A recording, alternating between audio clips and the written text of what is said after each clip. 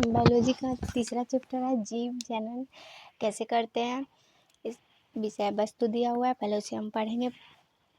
अलैंगिक प्रजनन के विभिन्न प्रकार के उदाहरणों सहित स्पष्ट करेंगे कि जैसे विखंडन को अमीबा व पैरामीशियम में खंडन को स्पाइरोगायरा में पुनरुद्भवन को प्लेनेरिया व हाइड्रा द्वारा मुकुलन को ईस्ट में कायकीय प्रवर्धन को गुलाम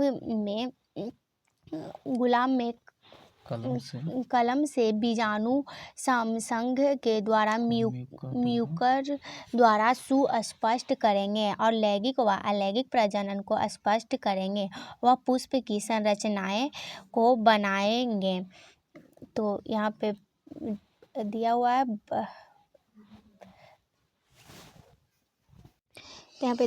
पुष्प की संरचना दिया हुआ है। पहले इधर देखेंगे, स्त्री केसर में दिया हुआ है वर्तिका और अंडाशय, और ये यहाँ पुंकेसर में इधर दिया हुआ है परागकोश, तंतु, पंखुड़ी यानी दल और बाह्य दल। तो पुष्पों के 4 भागों का चक्रों का वर्णन समझेंगे। पहला है नर युग्मक बनाने वाला अंग परागकोश और मादा युग्मक बनाने वाला अंग अर्थात अंडाशय यानी स्त्री केसर को पृथक बनाएंगे। आगे है यह संरचना परागन की संरचना है। पहला है परागकण वर्तिकाग्र नर युग्मक, परागन नली अंडाशय और मादा युग्मक।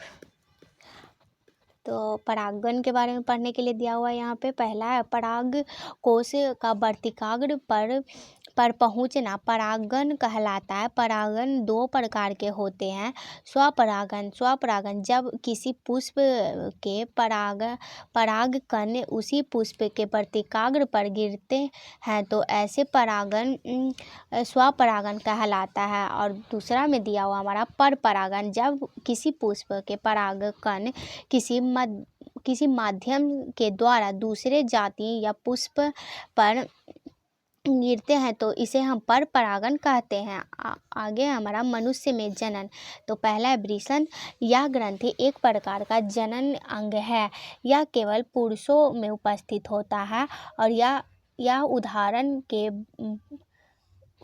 उदर के बाहर में स्थित होती है। और आगे अगला पॉइंट है, इस ग्रंथियों के हार्मोन्स टेस्टोस्टेरोन स्रावित होता है। ये हार्मोन लैंगिक अंगों का विकास करता है तथा स्पर्म के निर्माणों में सहायक होता है। आगे है अंडाशय। यह ग्रंथि एक प्रकार का जनन अंग है। यह केवल महिलाओं में उपस्थित होती है।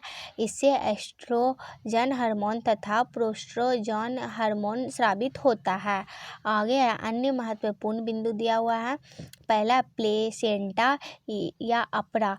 यह गर्भाशय तथा भ्रूण के मध्य बनने वाले नलीनुमा संरचना प्लेसेंटा कहलाती है। प्लेसेंटा से 2 प्रकार के हार्मोन स्रावित होता है। अब मतलब इस चैप्टर का प्रश्न दिया हुआ है, वस्तुनिष्ठ प्रश्न। पहला प्रश्न है, अलैंगिक जनन मुकुलन द्वारा होता है तो ईस्ट में। आगे है दूसरा क्वेश्चन है, निम्नलिखित में से कौन मानव में मादा जनन तंत्र का भाग नहीं है। तो शुक्र वाहिका। तीसरा क्वेश्चन है, पराग कोश में होता है तो परागकण। आगे है नर युग्मक एवं मादा युग्मक के संलयन की क्रिया कहलाती है तो निषेचन। आगे है अंडाशय का शीर्ष भाग क्या कहलाता है तो वर्तिकाग्र। कायकीय प्रजनन होता है तो कलिकाएं में, काटिंग में, डाल लगाने में, सभी में। आगे है हमारा मानव में निषेचन कहाँ होता है तो अंडवाहिका में।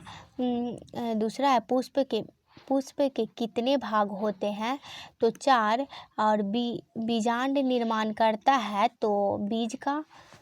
आगे है रिक्त स्थान को पूर्ति कीजिए। तो उसका क्वेश्चन रिक्त स्थान को पूर्ति करने के लिए दिया हुआ है। पहला क्वेश्चन है इसमें, यदि परागन कणों का स्थानांतरण उसी पुष्प के वर्तिकाग्र पर होता है तो यह प्रक्रिया स्वपरागन कहलाती है। दूसरा है, जब पुष्प के पुंकेसर अथवा स्त्री केसर से कोई एक जननांग उपस्थित होता है तो पुष्प एकलिंगी कहलाती है। यदि एक पुष्प के परागकण दूसरे पुष्प पर स्थानांतरित होता है तो यह प्रक्रिया पर परागन कहलाती है। आगे है चौथा है, किसी पौधे के बीज से भावी जड़ का निर्माण मूलांकुर भाग से होता है। अगला है, किसी पौधे के बीज से भावी तने का निर्माण परांकुर भाग से होता है। मनुष्य के शरीर में शुक्राणु का निर्माण वृषण में होती है। और आगे है, मनुष्य के शरीर में अंडाणु का निर्माण अंडाशय में होती है और भ्रूण को माँ के रुधिर से पोषण अपरा नामक संरचना से प्राप्त होती है। प्लेसेंटा नामक संरचना से प्राप्त होती है, यानी अपरा ही। इसमें मिलान करने वाला दिया हुआ है। पहला है कॉपर्टी या गर्भधारण रोकने हेतु। दूसरा हाइड्रा या मुकुलन में होता है। और वृषण कोष यह शुक्राणु उत्पन्न। और तीसरा है प्लेसेंटा या मादा से संबंधित है। और टेस्टोस्टेरोन या नर जनन हार्मोन है।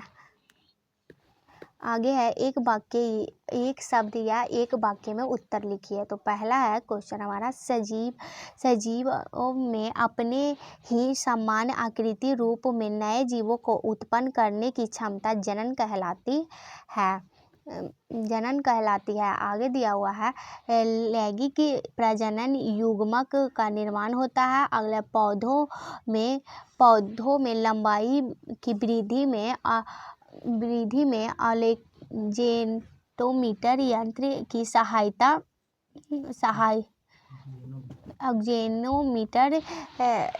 की सहायता से मापा जाता है। चौथा है, वृषण का कार्य शुक्राणुओं को उत्पन्न करना। और मादा में अंडाशय की संख्या 2 होती है। आगे है,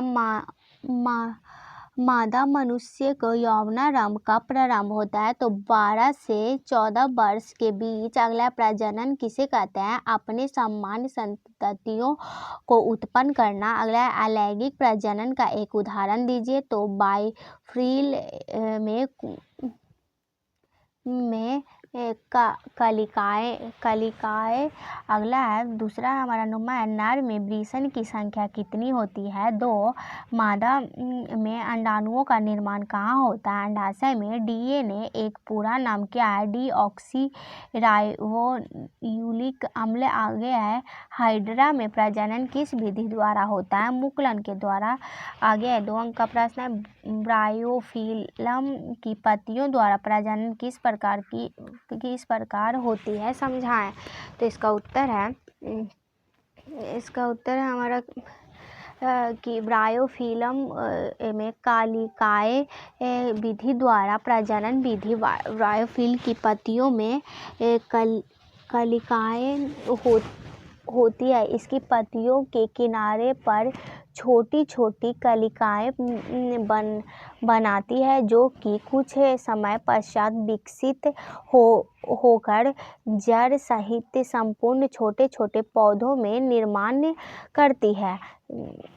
आगे है, दूसरा क्वेश्चन हमारा, हाइड्रा में अलैंगिक की मुकुलन प्रक्रियाओं के 3 चरणों में सही क्रम को दर्शाने वाला आरेख खींचिए। तो पहला, हाइड्रा में अलैंगिक के मुकुलन प्रक्रियाएं का संरचना पर आरेख या हाइड्रा का पिक्चर दिखाया गया है। यहाँ पे हाइड्रा मुकुलन कर रहा। आगे है, प्लेनेरिया पुनरुद्भवन की प्रक्रियाओं को चित्र सहित व्याख्या करें। तो पुनरुद्भवन यानी पुनर्जनन शरीर के नवनिर्माण की वह व्यक्ति जिसके अंतर्गत शरीर के टूट जाने पर उसका मरम्मत हो जाती है और प्रत्येक टुकड़ों में पूर्ण होकर नया जीव बनाता है, उसे पुनरुद्भवन यानी पुनर्जनन कहते हैं।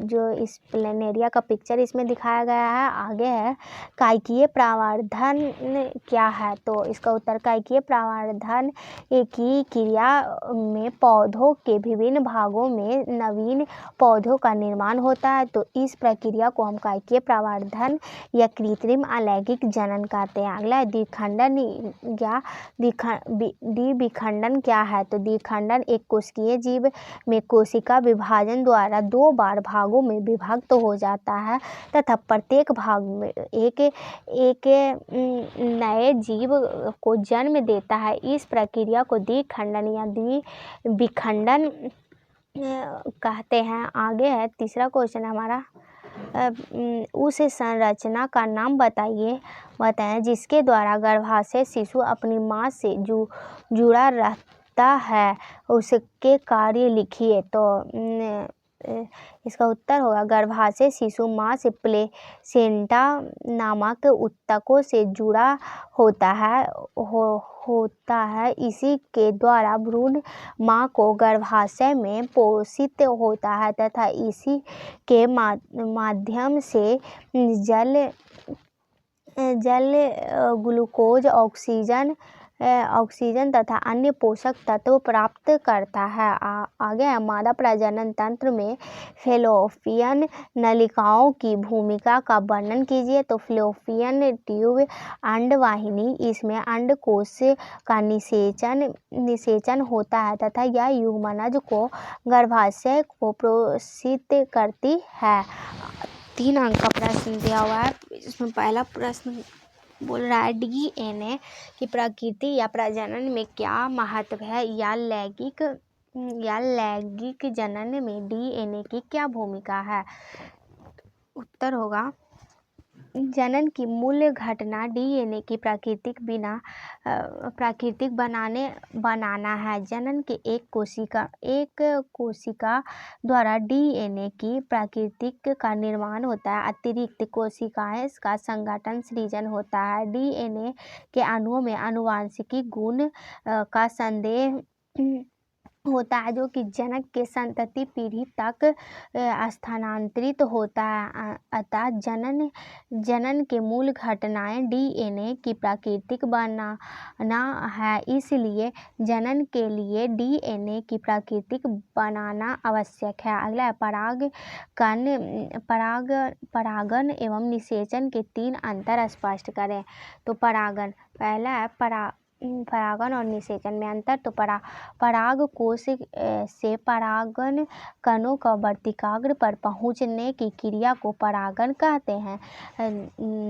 निषेचन नर एवं मादा जनन इकाइयां गेमेट्स के मिलने को निषेचन कहते हैं।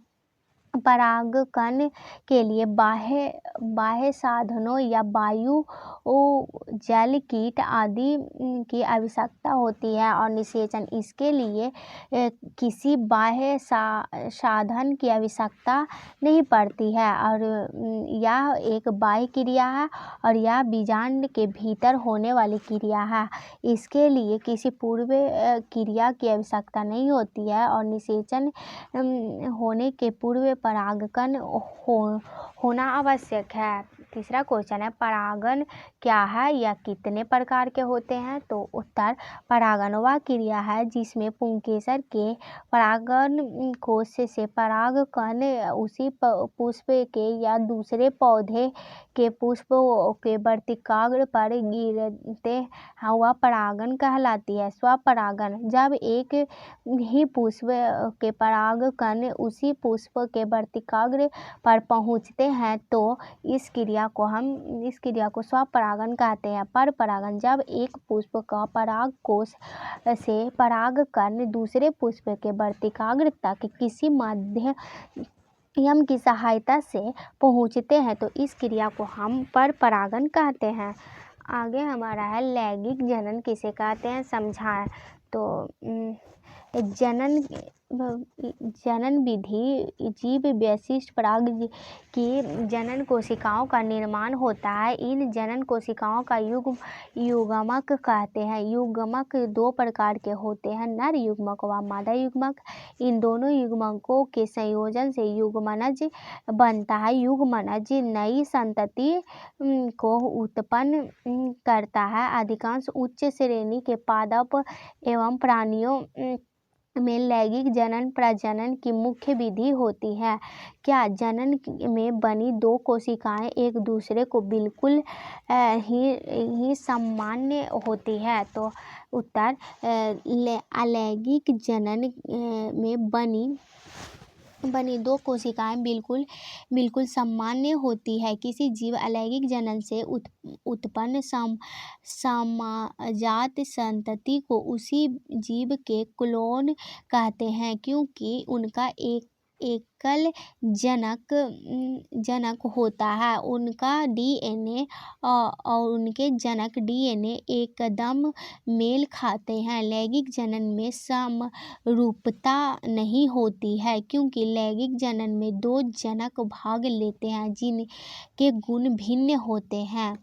आगे है ऋतुस्राव क्यों होता है? जब अंड निषेचन नहीं होता है तो गर्भाशय की भित्ति में बनने वाली परत का कोई उपयोग नहीं रहता, अतः यह परत धीरे धीरे टूटना योनि मार्ग में रुधिर एवं म्यूकस के रूप में निष्कासित होती है, इसलिए ऋतुस्राव होता है। आगे है अलैंगिक जनन की अपेक्षा लैंगिक जनन के क्या लाभ है? तो लैंगिक जनन का लाभ महत्व। लैंगिक जनन संतति में गुणों के विकासों की संभावना होती है और अलैंगिक जनन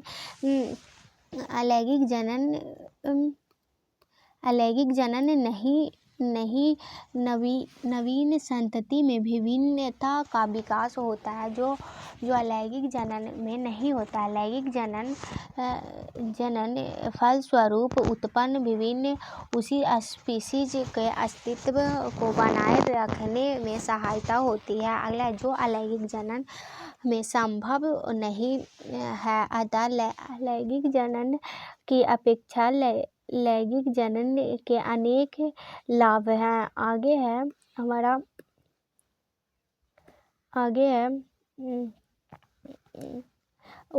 8वां क्वेश्चन है उत्तक संवर्धन तकनीक किसे कहते हैं समझाएं। उत्तक संवर्धन तकनीक में पौधों के उत्तक अथवा उसकी कोशिकाओं को पौधे के शीर्ष के प्रवर्धमान भाग से पृथक कर नए पौधे उगाए जाते हैं। इन कोशिकाओं को कृत्रिम पोषण माध्यम से रखा जाता है, जिससे कि कोशिका विभाजन होकर अनेक कोशिकाओं को छोटे समूह बनती है, जिसे हम कैलस कहते हैं। कैलस या वृद्धि एवं विभेदना हार्मोन युक्त एक अन्य माध्यम से स्थानांतरित करते हैं और पौधों को फिर मिट्टी में रोप देते हैं, जिससे कि वह वाहिधीकर विकसित पौधे बन जाते हैं। और उत्तक संवर्धन तकनीक द्वारा किसी एक पौधे में अनेक पौधे संक्रमण मुक्त परिस्थितियों में उत्पन्न किए जा सकते हैं। इन तकनीकों का उपयोग सामान्यतः सजावटी पौधे संवर्धन किया है। आगे हमारा है 4 अंक वाला प्रश्न है गर्भ निरोधक युक्तियां अपनाने के क्या कारण है? तो इसका उत्तर यौन यानी लैंगिक क्रिया द्वारा गर्भधारण की संभावनाएं सदैव ही बनी रहती है। गर्भधारण की अवस्था में स्त्री के शरीर एवं भावनाओं को मांग एवं आपूर्ति बढ़ जाती है एवं यदि वह इसके लिए तैयार नहीं है तो नहीं है तो इसका उसके स्वास्थ्य पर विपरीत प्रभाव पड़ता है। इसके अतिरिक्त यह स्त्री की शारीरिक अवस्था एवं असमर्थता भी उससे गर्भधारण न करने के लिए बाध्य करती है। इस कारण गर्भ निरोधक युक्तियाँ अपनानी पड़ती है। दूसरा है हमारा कुछ पौधों को उगाने के लिए कायिकी प्रवर्धक का उपयोग क्यों किया जाता है। कुछ पौधों को ऐसी क्षमता होती है कि उनका कुछ भाग जैसे कि जड़, तना, पत्तियां उपयुक्त परिस्थितियों में विकसित होकर नया पौधा बना लेती है। इस प्रक्रिया को नए पौधे में शीघ्र तथा आसानी से उत्पन्न हो जाते हैं तथा ऐसे पौधे भी इसी विधि में उगाए जाते हैं जो कि बीज उत्पन्न करने की क्षमता खो चुके हैं। और इसके अतिरिक्त इस प्रकार के उत्पन्न पौधे में ये सामान्य होता है। इसलिए कुछ पौधे को उगाने के लिए कायिकीय प्रवर्धन का उपयोग किया जाता है। आगे है पुष्प के अनुदैर्ध्य काट का नामांकित चित्रण लिखिए। तो यहाँ पे दिया हुआ है हमारा पुष्प के अनुदैर्ध्य काट का नामांकित चित्रण या वर्तिकाग्र है या वर्तिका है या मतलब जो यह स्त्री केसर का भाग है, अंडाशय है और पुंग केसर का भाग है परागकोश, तंतु, दल, पंखुड़ी और बाह्य दल। आगे है निम्नलिखित के कार्यों को लिखिए। पहला है वृषण, दूसरा अंडाशय, तीसरा शुक्रवाहिका, चौथा पुंग केसर।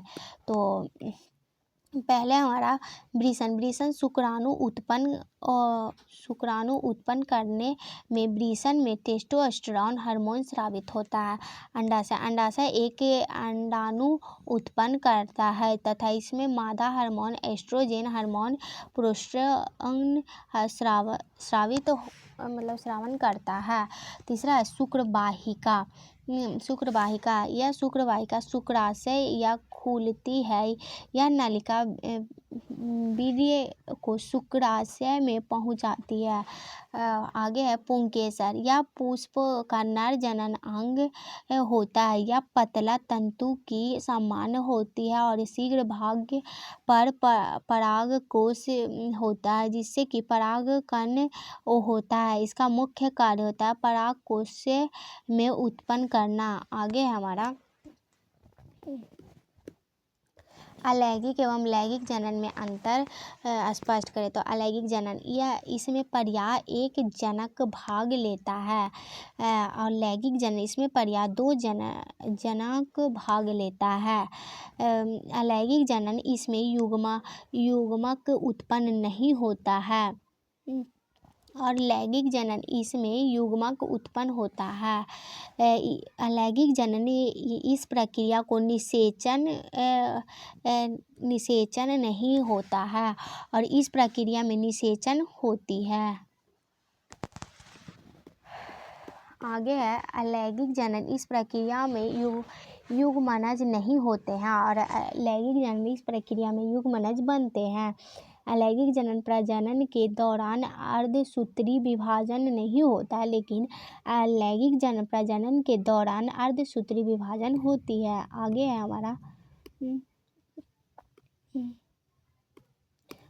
हमारा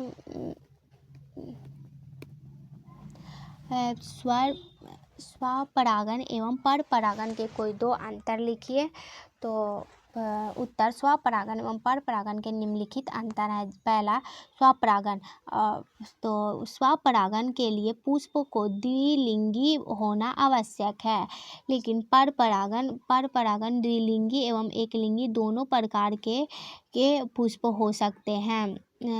आगे है स्वपरागन नर तथा मादा भाग का एक साथ परिपक्व होना आवश्यक है और परपरागन में पर्याय नर एवं मादा भाग अलग अलग समय में परिपक्व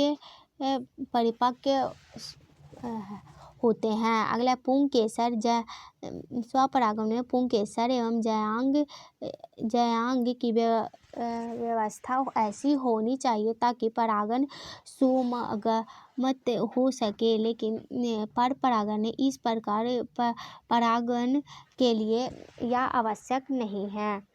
आगे है स्वपरागण। इसमें पुष्प में आकर्षणहीन और गंधहीन तथा मकरंदहीन होती है, लेकिन पर परागण में वायु परागण वाले पुष्पों को छोड़कर पुष्प आकर्षक, सुगंधहीन, मकरंदयुक्त होते हैं। अगले इसके अलावा बाह्य माध्यम की आवश्यकता होती है और इसके लिए वायु, जल, कीट, जंतुओं की आवश्यकता होती है।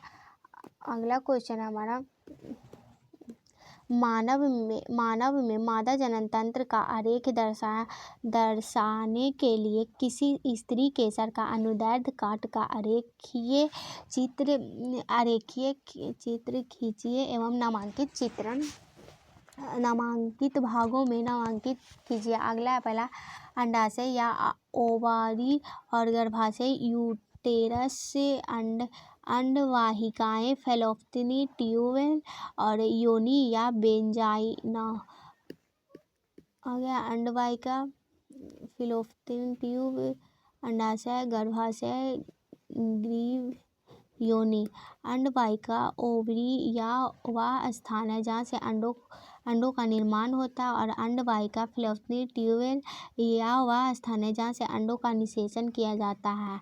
अगला गर्भाशय यानी यूटेरस या वह स्थान है जहाँ अंडों का स्थापना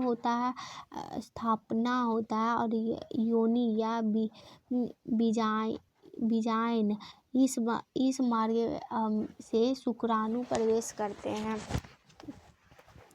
आगे है वर्तिकाग्र का परागकणों का अंकुरण का नामांकित चित्रण दिया गया है। परागकण है, वर्तिकाग्र है, नर युग्मक है, परागनली है, अंडाशय है, मादा युग्मक।